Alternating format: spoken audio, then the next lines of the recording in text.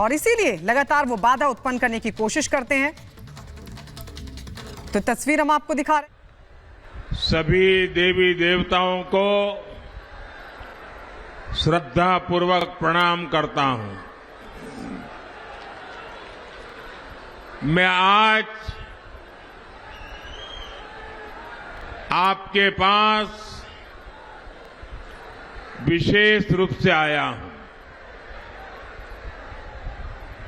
मैं पहले भी आता रहा हूं। जहां जहां पहुंच सकता हूं पहुंचता हूं।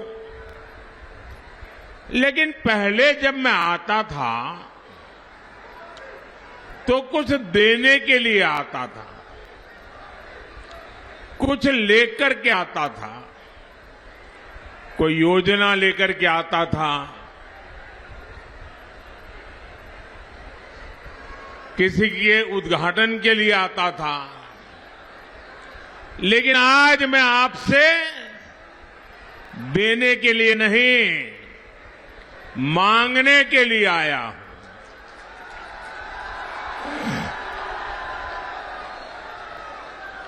मैं आपसे विकसित भारत के लिए आशीर्वाद मांगने के लिए आया हूं।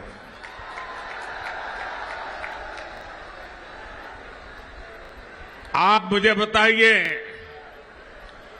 अगर भारत विकसित होता है तो आपका भला होगा कि नहीं होगा? भारत विकसित होता है तो आपके परिवार का भला होगा कि नहीं होगा? भारत विकसित होगा तो आपके बच्चों का भला होगा कि नहीं होगा? और इसलिए भी देश एकजुट होकर कह रहा है, फिर एक बार,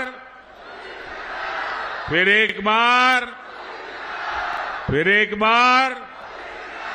साथियों, भारत की बढ़ती हुई शक्ति कुछ ताकतों को पसंद नहीं आती है। अब जैसे यहां डिफेंस कॉरिडोर बन रहा है, ये देश की सेना के लिए आत्मनिर्भर बनने के लिए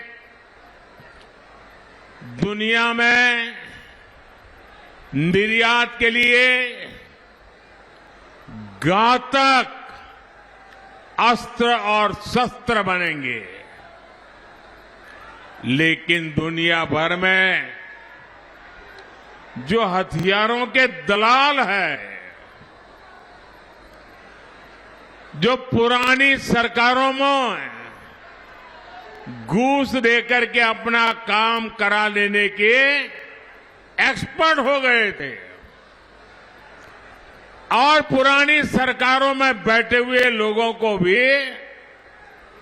ये मलाई खाने को मिलती थी, उनको भी मजा आता था। ऐसे सारे लोग, अब मोदी जब शस्त्रों को यहां बनाने की बात करता है, देश को आत्मनिर्भर बनाने की बात करता है, तो बौखला गए हैं, बहुत नाराज हैं। वो नहीं चाहते कि भारत की सेना आत्मनिर्भर बने। इसलिए वो मोदी के विरुद्ध एकजुट हो गए हैं। इन ताकतों को रोकने के लिए, देश के उज्जवल भविष्य के लिए, देश की सुरक्षा के लिए फिर एक बार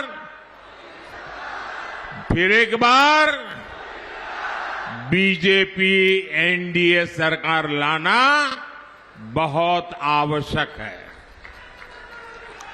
भाई और बहनों, मोदी की गारंटी सबका साथ, सबका सबका विकास की है, लेकिन सपा कांग्रेस के इंडी गठबंधन के लिए देश से भी पहले उनका वोट बैंक और उनके लिए उनका वोट बैंक खास है। हमारा 10 साल का ट्रैक रिकॉर्ड हो या फिर भाजपा का संकल्प पत्र, हम जोर दे रहे हैं सैचुरेशन पर। कल्याणकारी योजनाओं का लाभ सबको मिले, पूरा लाभ मिले, बिना बिचौलियों को मिले, बिना रिश्वत को मिले, और जो हकदार है उस हकदार को अवश्य मिले। ये भाजपा का सैचुरेशन मॉडल है, क्योंकि जहां सैचुरेशन होता है वहां सभी हकदार को उसका हक मिलता है। हमारा सेक्युलरिज्म भी वही है कि बिना भेदभाव के लिए जो भी योजना जिसके लिए बने, बिना धर्म जाति भेदभाव सबको मिलना चाहिए। सच्चा सामाजिक न्याय भी यही है, जब आप बिना भेदभाव, बिना अपने पराए, बिना रिश्वतखोरी सबका हक पूरा करते हैं, तो इससे बड़ा सामाजिक न्याय क्या हो सकता है। और आपने देखा होगा, फ्री राशन हो, मुफ्त इलाज हो, पक्का घर हो, टॉयलेट बनाना हो, नल से जल देना हो, ये सारे लाभ हर लाभार्थी को मिले, बिना भेदभाव को मिले, ये मोदी की गारंटी है। अच्छा, मेरा एक काम करोगे? करोगे? सब लोग अगर हाथ ऊपर कर बताओगे तो मैं बताऊंगा। करोगे? पक्का करोगे? देखिए, मैं दिन रात मेहनत तो करता हूं, और यहां उत्तर प्रदेश में मेरी हर योजना को नीचे ले जाने में योगी जी भी रात दिन मेहनत करते हैं। उनकी पूरी सरकार मेहनत करती है। फिर भी जब आप गांव में जाएंगे, इलाके में जाएंगे, सोसाइटी में जाएंगे, हो सकता है दो चार लोग ऐसे मिल जाए जिनको अब तक ये योजना नहीं पहुंची है। तो मेरा एक काम करेंगे, जिनकी योजना नहीं पहुंची है उनकी सूची बनाना और उनको कहना कि मोदी जी ने आगरा में आए थे, गारंटी दी है कि जिनका बाकी रह गया है तीसरे टर्म में उसका भी पूरा हो जाएगा। ये बता देंगे।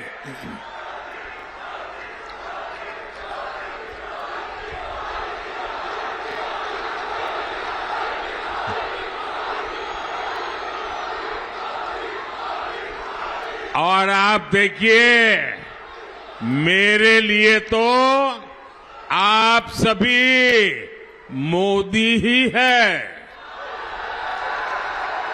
और इसलिए मेरी गारंटी आपके माध्यम से जरूर पहुंचेगी। साथियों, जब एक के बाद एक गरीब के सशक्तिकरण के हम काम कर रहे हैं। गरीब को गरीबी को परास्त करने के लिए मजबूत कर रहे हैं।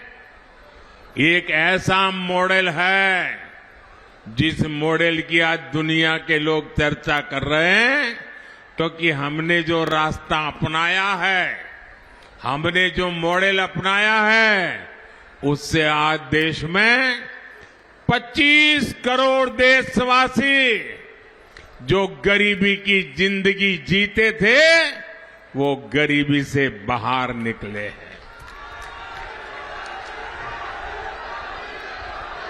साथियों, मोदी हमारे देश में हमने तुष्टीकरण की राजनीति बहुत देखी है।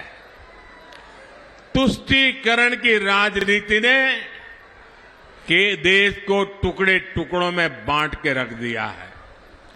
तुष्टीकरण की राजनीति ने सच्चे और ईमानदारों के हक को डुबोया है और इसलिए अब मोदी तुष्टीकरण को समाप्त करके संतुष्टीकरण की ओर आगे बढ़ रहा है। हमारा रास्ता तुष्टीकरण का नहीं है, हमारा रास्ता संतुष्टीकरण का है। सबका साथ सबका विकास ये मंत्र भी उसी तुष्टीकरण का महामार्ग है। लेकिन सपा कांग्रेस का इंडी गठबंधन घोर तुष्टीकरण में जुटा है। 24 के चुनाव में कांग्रेस ने जो मैनिफेस्टो जारी किया है, उस पर 100%, और मैंने पहले ही दिन कहा था, आज नहीं कह रहा हूं, कांग्रेस के इस बार के मैनिफेस्टो पर 100% मुस्लिम लीग का थप्पा लगा हुआ है, मुस्लिम लीग की छाप है। कांग्रेस का पूरा मैनिफेस्टो सिर्फ वोट बैंक को मजबूत करने के लिए समर्पित है। हमारा मैनिफेस्टो देश को मजबूत करने के लिए समर्पित है। साथियों, आजादी के बाद से ही ये स्पष्ट हो गया है कि भारत में धर्म के आधार पर कभी भी आरक्षण नहीं दिया जाएगा। ये संविधान सभा में चर्चा करने के बाद तय हुआ है। संविधान सभा में जो चर्चा हुई थी, जिसको बाबा साहब आम्बेडकर ने लिखा था, बाबा साहब आम्बेडकर की इच्छा थी, यही संविधान की मूल भावना है, यही सामाजिक न्याय है कि भारत में धर्म के आधार पर भारत का संविधान आरक्षण की सहमति नहीं देता है। लेकिन कांग्रेस एक ऐसी पार्टी है जो आए दिन बाबा साहब का अपमान करती है, संविधान का अपमान करती है और सामाजिक न्याय की तो धज्जियां उड़ा देती है, लीरे लीरे उड़ा देती है। इसी कांग्रेस ने कभी कर्नाटका में, कभी आंध्र प्रदेश में, कभी अपने घोषणा पत्र में बार बार धर्म के आधार पर आरक्षण की वकालत की। देश का संविधान, देश की अदालतें कांग्रेस को ऐसा करने से बार बार मना कर चुकी है। उनकी हर बात को देश के न्यायपालिका ने ठुकरा दिया है और इसलिए अब कांग्रेस ने पिछले दरवाजे से खेल खेलना शुरू किया है। एससी, एसटी, ओबीसी के आंख में धूल झोंक करके पाप करने के रास्ते बनाने का काम किया है। अब कांग्रेस ने ठान लिया है कि वो धर्म के आधार पर रिजर्वेशन लाकर रहेगी और इसके लिए कांग्रेस ने तरीका निकाला है। जो ओबीसी का कोटा है, 27% का जो ओबीसी का कोटा है, क्योंकि मैं भी उस समाज से आता हूं इसलिए मुझे उसकी पूरी बराबर जानकारी है। ये जो 27% आरक्षण का कोटा है, अब उन्होंने तय किया है